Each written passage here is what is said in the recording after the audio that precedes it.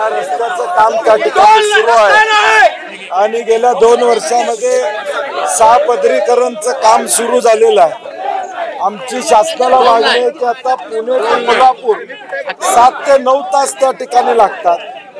सामान्य माणसाला प्रचंड वेळ जातो, सामान्य माणसांचं पेट्रोल डिझेल त्या ठिकाणी वाया जातं, ट्रान्सपोर्टच्या माध्यमातून जे साहित्य जाते ते देखील त्या ठिकाणी वेळेवर पोहोचत नाही।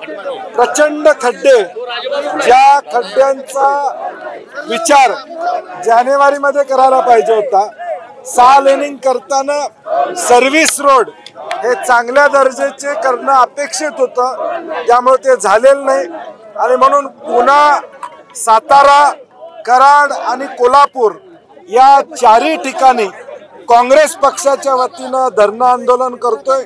कुठली वाहतूक थांबवून प्रवाशांना आम्ही त्रास देणार नाही। आमची शासनाकडे मागणी आहे की हे रस्ते सुस्थितीत करत नाही तुम्ही। नॅशनल हायवे 6 पदरीकरण व्हायला वेळ लागणार आहे, परंतु सर्व्हिस रोड 100% खड्डेमुक्त होत नाहीत तोपर्यंत टोल कुठलाही घेऊ नये अशी आमची मागणी या ठिकाणी असणार आहे। तो निर्णय होईपर्यंत आम्ही सगळेजण इथं बसून राहणार आहोत। नाही, सरकारी अधिकारी बोलतायत, परंतु शेवटी निर्णय दिला पाहिजे। त्यांनी निर्णय द्यावा की आम्ही टोल घेणार नाही, आम्ही आंदोलन मागे घेऊन जाऊ, आम्ही भाकरी घेऊन आलेलो आहे, इथंच बसणार आहे आम्ही। तुम्ही लक्ष वेधताय साहेब, पण या सगळ्या रस्त्यावरून मंत्री सुद्धा फिरत असतील, त्यांना कधी हे रस्ते सुचले नाहीत का? नाही, मला वाटतं आता टोल फ्री असल्यामुळे त्यांच्या लक्षात आलं नसेल।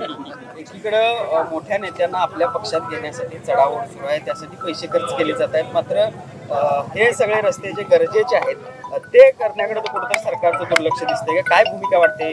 नॅशनल हायवेची आकडेवारी बघितली तर दररोज साधारणपणे 450 लोकांचा मृत्यू या देशामध्ये या ठिकाणी होतो।